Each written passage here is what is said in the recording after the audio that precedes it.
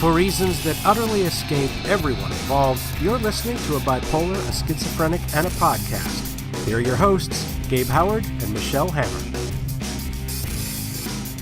Welcome to A Bipolar, a Schizophrenic, and a Podcast. My name is Gabe, and I have bipolar. I'm Michelle, and I'm schizophrenic. You are straight up schizo. Apparently I am. That's what the doctors say.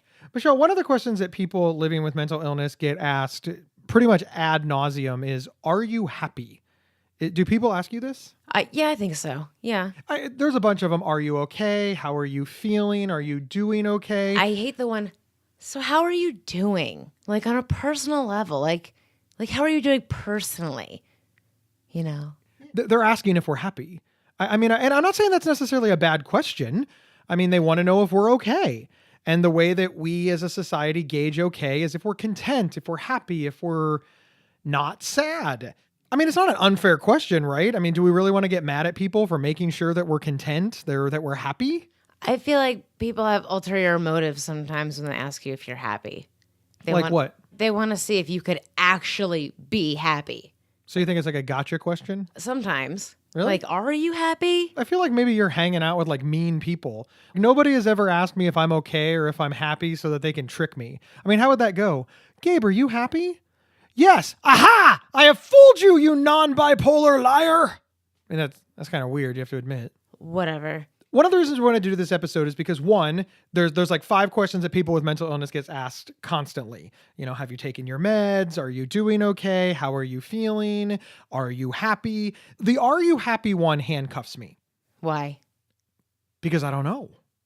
I mean, how do you define happiness? You know our Define Normal initiative? Yeah. Where everybody gave a different answer for what normal was, yet it's something that's thrown around by our society constantly. Uh-huh. I think if we asked 100 different people what it means to be happy, we'd get 100 different answers. So when people say to me, are you happy? I have no earthly idea. Good point. And do you think anyone would actually say, yes, they're happy and feel like they're telling the truth or feel like they're lying? This is something that kind of keeps me up at night. Allow me to explain. Let's say that you said right now, Gabe, are you happy? And I would say, yes, my friend Michelle is here and our podcast is doing very well. And then somebody would say, well, but I mean, how could you be happy? I mean, you have like a debilitating disease and there's so much suffering in the world. And I mean, really, you're happy with the homeless people that might die from coldness? And what about all the hungry children? Oh, well, I'm not happy about that. Really? You're not happy? Your friend Michelle is here. Where does this end? It's a never-ending nonsense circle. Michelle, how do you define happy? How would I define happy? Yeah, that's the question. Why do you keep repeating the question? Because I'm thinking of my answer of defining happy. Well, how would I define happy? Not being able to get rid of a huge smile off of my face. Okay, so you're never happy because you're never smiling. You always look constantly pissed off. So I don't think that's true. I really don't, because I know that you're not constantly pissed off. You just have resting angry face. I don't have resting angry face. That's just around you. Okay. Well, you have Gabe angry face. Oh my God. So? You have gaff. Shut up. See, now you're mean to me, so I'm clearly not happy now. Good. Are you happy? No. Did you take your meds today? One, yes. How are you doing? I'm good. I'm sure fine. Are you sure you're well? Are you sure you're and well? there's another one. Now, hang on a second. How's your work? Do you have a job? Okay. Do you are you able to work? Oh, you're killing me. Are you on disability? You're killing me. No, not there's anything. Do you wrong live with your that. parents? No. Do you have any kids? No. Do you plan on getting married? I am married. Really? Wow. Does she like you a lot? No. Bipolar. I think happiness has like moving goalposts. My Uncle Jack, a really cool guy, he passed away many years ago, but I really liked him a lot when I was younger because he talked to me like an adult. He recognized that I had intelligence beyond my years. So, you know, here's this old guy and he's talking to like a 14-year-old about, adult subject matter. And a lot of adults were uneasy about this, but he wasn't. And one of the things that he told me is that when it came to money, the perfect amount of money to make was $50 more than you were currently making. And his point was it didn't matter how much money you had, you were always $50 away from having something else. And when he said this to me, I thought, you're nuts. If I have, and I made up a number at the time, and it was $50,000 a year. Now, this was 30 years ago, but I thought if I made $50,000 a year, I would be happy. I would be perfectly happy with that kind of money. And then I made that kind of money, and I wasn't happy with it. And then I made $80,000 a year, and I wasn't happy with that. And I made $100,000 a year, and I wasn't happy with that. Well, and he was right. All that's coming through, Gabe, is that you need to give me some of your money. That's the takeaway? That's the takeaway is you need to give me some of your money. I think the takeaway is I think that's how happiness works. Oh, happiness comes with money? No, but I think that... Mo money, mo problems. Mo happiness, mo problems. What? Continue your story. Thanks, Michelle. When I was really, really, really sick, really sick, like not showering for days at a time, laying in my own filth, not leaving the house, planning on dying, trying to will myself to death, I would lay there and I'd think, if I could just get out of bed, I'd be happy. And I meant it. I wasn't lying. It wasn't a joke. I just thought if I could just get up, if I could just take a shower, if I could just wash my hair, then I would be happy. But that's not the mark of happiness. I get up every morning, I take a shower, I wash my hair, I get dressed, and I leave the house. And that doesn't make me happy. That's the lowest bar possible. Like that's just an expectation at this point. But every time I achieve something, like remember when we started the podcast and I was like, Michelle, I'll be happy when we have X number of listens per week. You remember that, you were there. And I said that will make me happy. We surpassed that months ago. And I'm still unhappy. I'm unhappy that we didn't grow month to month. I'm unhappy that one episode dipped. I'm unhappy that happiness is just this nebulous concept that you can't put your finger on. And all of us are chasing it like it's meaningful, like it has meaning. We want to be happy, but none of us can define it. And even when we define it, once we get there, we just redefine it. It's just so interesting that, people just want to be happy and normal. Yet there's no such thing really as happy and normal, and nobody is happy and normal. I think that nobody is happy or normal because, again, there's just no definition for it. I think that if we, depending on what the definition is, either nobody is happy and normal or everybody is happy and normal. Yeah. There's always things that can make you happy, but it's not like a lifelong happiness. You know what makes me happy? Your dog? When you're ready to record on time. Oh, okay. And my dog. I really like my dog. Yeah, your dog makes me happy, but I don't like him when he cries and stuff. It's sad. Why does he wait, why are you making my dog cry? Your dog cries all the time. We walked in the house, your dog was crying. That's because he wanted you to play with him. Did you play with him? No. So you just walked in the house, ignored him, and what? Went about your business? Yes. Wow. He was in the crate. Puppy. I didn't want to let him out of the crate. You left him when he was trapped in a crate? You let him out of the crate, so shut up. I did lead him out. You're not funny. I'm a little bit funny. No. I'm not? Your jokes make me unhappy. Can you define jokes? Nothing you say. That's actually an excellent question, though, because jokes has a definition. The word joke has a definition. It's something that makes people laugh, right? Mm-hmm. Okay, cool. So if I tell a joke and you laugh, but John doesn't laugh, does that mean I told you, Michelle, a joke, but I didn't tell John a joke, even though I said the same thing to both of you at the exact same time? Well, maybe John didn't think it was funny. So it's still a joke. It was a joke, but it wasn't funny to everybody. So you can be happy with something, but maybe somebody else having that wouldn't be happy. Right. Is it possible that people like us, people with mental illness, especially people with, the depression side of it, is it possible that we are happy? We just trick ourselves into thinking that we're not? I think maybe we dwell too much on the things that make us unhappy. What are some things that you dwell on that make you unhappy? Oh, goodness. Past experiences with people that just did not go well. arguments, fights, embarrassments that just go around in my head where I wish I did things differently or I wasn't sure what was going on. Basically, just things I wish I could have changed that I can't change now. Just get under my skin. So you live with a lot of regret. Mm-hmm. And you think that that regret is making you unhappy. Yes. Now, the things that you regret, they happened in the past. So clearly time travel is not a thing. Mm-hmm. So you can't go back and fix it. Right. So it's ruining your present even though it happened in the past. And we're going to assume that it's going to ruin your future even though it happened in the past. Right. So you're literally wrecking your entire life because of something that you regret that happened a while ago that you cannot change or fix. Well, how do I get it to go away? Well, that's a fair question. How do you get it to go away? Could you make amends? No. Like ever? You're just stuck with it? Yeah.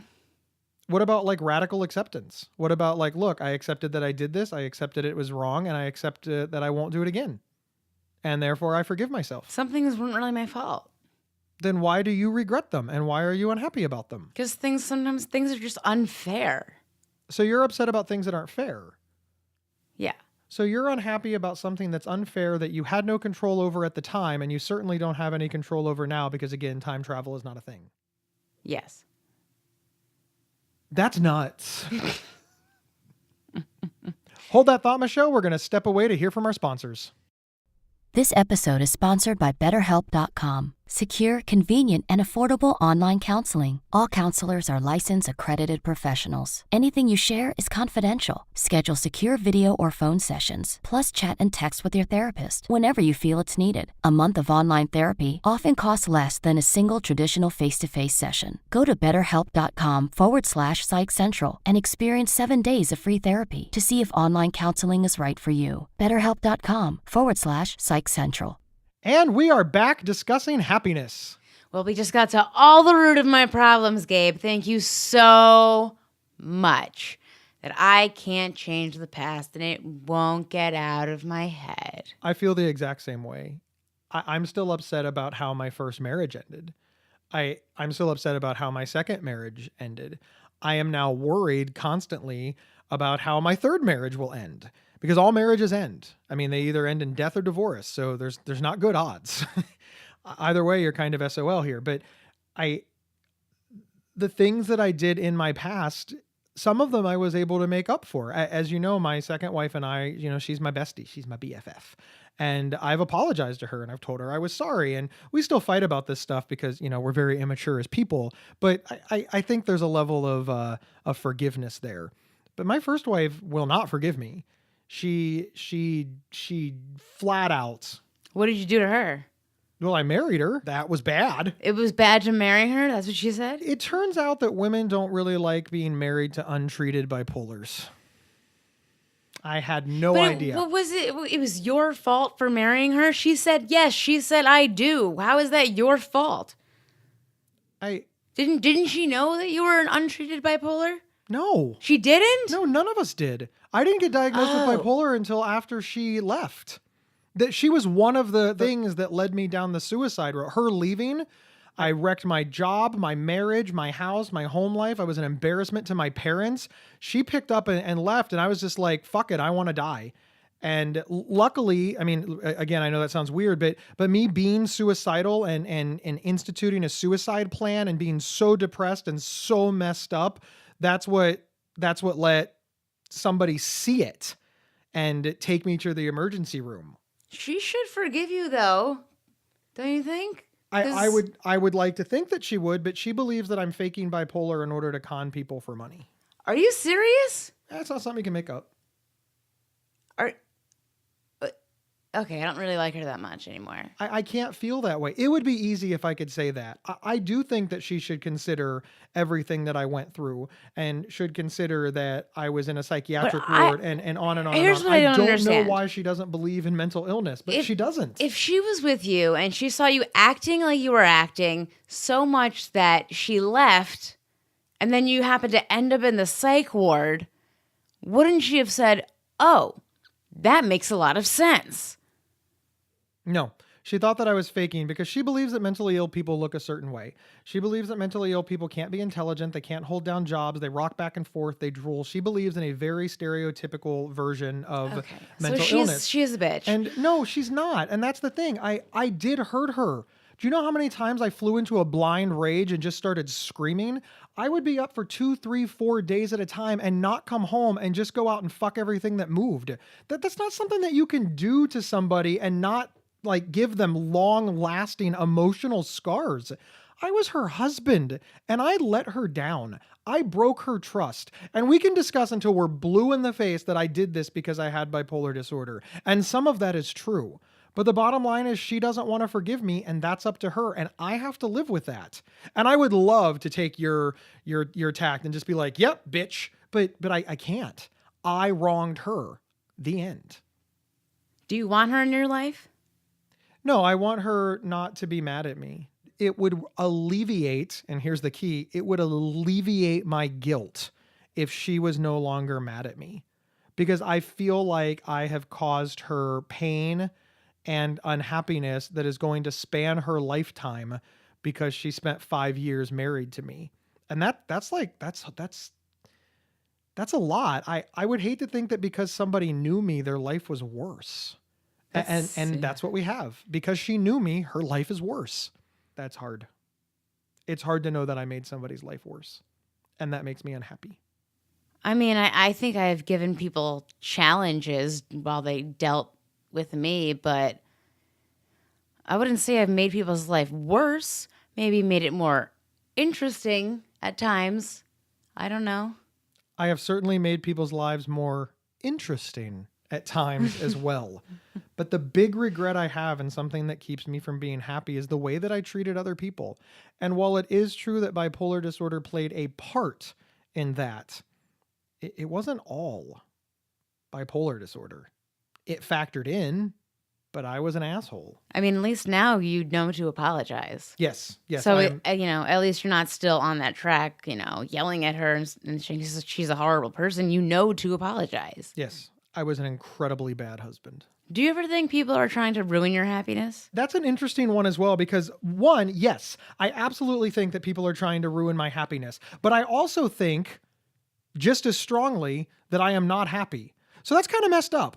How can somebody both be trying to ruin my happiness and I'm not happy at the same time? But yet in my brain, that completely tracks. I feel like it's very high school a lot when people try to like ruin your happiness. Like you might come in, you have like the cool shirt on, cool shoes. You're like, hi guys, how are you doing? You look at my new stuff. And everyone just kind of looks at you and is like, oh, okay, you got that new clothes, new shoes. Oh yeah. Okay, good for you. Like they're jealous. People get jealous of things. You know what I'm trying to say? High school stuff. Like you might get like a haircut and then everyone just says, ew, it's ugly, I mean, your hair is not great. I'm just saying. And also, saying. that's not a really cool shirt. And your shoes are kind of dollar store. But whatever, you do you. That's what I'm trying to say, though. That's my point. But does that pettiness bother you? People do sometimes try to ruin people's happiness to make themselves feel better. If you buy new shoes and you are happy with the new shoes and somebody says, I hate those shoes, does it take any of your happiness away? I mean, honestly, I'm being honest. Does Michelle Hammer get sad or lose happiness if somebody calls her shoes ugly? Me, now, no way. Me, 15 years ago, absolutely.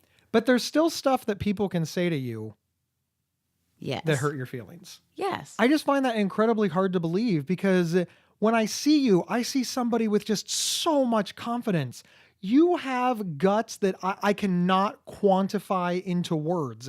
You once yelled cock ring in the middle of a crowded hotel lobby. Do you know how much guts that takes? Like for real. It was a ballsy thing to do. And you were loud and brash and amazing. And I remember when we met and I thought, oh my God, she needs to A, stop, and B, continue. And it just like wrestled in my brain. And it's one of the reasons that I wanted to work with you because it was just so incredibly engaging. But the more that I get to know you and the more that we talk and the more we prepare for shows, do shows, write, travel, etc., I've gotten to know, the softer side of Michelle. The softer side. And you actually kind of have a confidence issue, don't you? I don't have a confidence issue. I just don't like when I feel like people are just giving me unsolicited advice. Well, but that's what I'm saying. Like, if you were 100% confident in your actions, you would just tune all of them out. It hurts your feelings, the things that people say. Sometimes people post comments on the internet, literal strangers, and you call me up and you're upset. You're angry or you're just like, what is wrong with them? Why are they saying this? Why are they saying I'm not schizophrenic? How would they know? Because I have purple? You were really, really bothered by that. There was too many colors, so you can't be schizophrenic. Because that just annoys me so much, because then it makes me seem like a liar. The last thing I want to be perceived as is a liar. I am not a liar. I don't want anyone thinking that I'm a liar. And I don't want anyone thinking that they can't create art like mine because it has too many colors. That's just a weird stereotype, or I don't even know if that's a stereotype or that person just made it up. Are you really not going to admit that your feelings were hurt? I was just baffled. Not that my feelings were hurt. It was just kind of like, who is this idiot trying to say they know more about schizophrenia than a person who has schizophrenia? Allegedly. Oh yeah, allegedly. Allegedly. It just, Who hurts your feelings, Michelle? Like, whose opinion is so important to you that if they are negative toward you, it like ruins your whole day? For me, it would be my wife. My wife and my friends and my mom. But there's like 5 people that what they think of me matters so intensely that if I am happy and they say something mean to me, it wrecks my whole day. Who in your life can do that? Who can take your happiness and just flip it upside down? No one. Really? So you're telling me that if your phone rang right now and your mom said, God, you suck at podcasting, you just be like, whatever, and it wouldn't bother you one iota. I'll just tell her to stop listening. You lie. You lie so much. It would hurt your feelings. Does your mom say that to you? No, God, no. We have a great podcast. But I'm saying if she did, it would hurt my feelings. If my mom told me my podcast sucked, I would be sad. I would be upset the rest of the day. I mean, she's insulted me way more times than that, so it's really not that big a deal. And it hurts your feelings. Admit it. Admit that it hurts your feelings. It's okay that your mother can hurt your feelings. She's your mom. I'm just trying to say that there are people in our lives that their opinions are so important to us that they can turn us on a dime. And I wish that those people would be more careful with our feelings because we're struggling with a lot, but we can't control them. And that's really what I'm trying to say. We can't control their behavior. You can't make your mom and I can't make my mom or my friends or you or me be nicer to us. We just can't. So what I try to do is control my own emotions. I wish that I could be like the person that you're pretending to be, where it just, oh, I don't care. Somebody insulted me. I don't care. Fuck them. But I'm not. I'm not that guy. When people insult me, when people say mean things, it hurts me. It hurts my feelings deeply and genuinely. And I will ruminate on it for days. It means that much to me. And I wish I could make that go away. And that's what I work on every day. If there was something that I was still working on in therapy, it would be that. And I've gotten a lot better. I've gotten a lot better at cutting toxic people out of our lives, which we've discussed in previous episodes. I've gotten better at asking people follow-up questions so that way when they do hurt my feelings, I make sure that that's what they meant and I give them an opportunity to explain, because sometimes I just overreacted. And then I work really, really hard on just like thinking, okay, they didn't like it, but that's okay. There's a lot of different people in the world, and just because they don't like it doesn't mean that it's not good. But mostly I just curl up in a ball and cry. But I'm working on that. And I think a lot of our listeners feel that way too. Gabe, I think we need to understand that we have to learn how to make ourselves happy before we try to be happy for other people. How happy are you right now? I am content. I'm content with my life. I feel safe. I feel secure. I love my wife. My family is good. I have a great show. I have a good career, and my dog is nice. I would not say that I am happy. I would say that I am content. And I think that's the thing. I think from the outside looking in, a lot of people would be like, wow, if this guy isn't happy with all the stuff that he has, he is never going to be happy. And that's really my point. I think that a lot of us are really unhappy because we make ourselves miserable trying to get to some other mythical level. Or we need our medications changed and we need to work with our doctors. But I think that we, people with mental illness, could be happier. I think we sabotage ourselves. And I don't know how to get out of the rut except by talking about it honestly. And I would venture to guess that a lot of our listeners feel the same as we do. They feel miserable and they don't know why. And that's the point. If you don't know why you're miserable, then you're probably not. You're probably okay. You're probably sabotaging your own happiness. And that's really messed up. Stop it. There, we've just fixed all the depressed people. Michelle, tell them to stop it. Stop it. Just stop sabotaging your own happiness, I guess. According to Gabe, you're sabotaging your happiness. I think that it is something to consider. I think that I am happy. I think that I don't think I'm sad. I don't think I'm angry. I don't think anything like that. I mean, I know I'm not 100% happy all the time, but in my life, I'm much happier than I was 5 years ago, for sure. Michelle, I always love debating happiness with you. So thank you, everybody, for listening in to A Bipolar, a Schizophrenic, and a Podcast. Remember to review us on iTunes, leave a comment, share this episode, make Gabe and Michelle famous, because that is just so important. And we will see everybody next week. Happy! You've been listening to A Bipolar, a Schizophrenic, and a Podcast. If you loved this episode, don't keep it to yourself. Head over to iTunes or your preferred podcast app to subscribe, rate, and review. To work with Gabe, go to GabeHoward.com. To work with Michelle, go to schizophrenic.nyc. For free mental health resources and online support groups, head over to PsychCentral.com. The show's official website is PsychCentral.com/BSP. You can email us at show@PsychCentral.com. Thank you for listening, and share widely.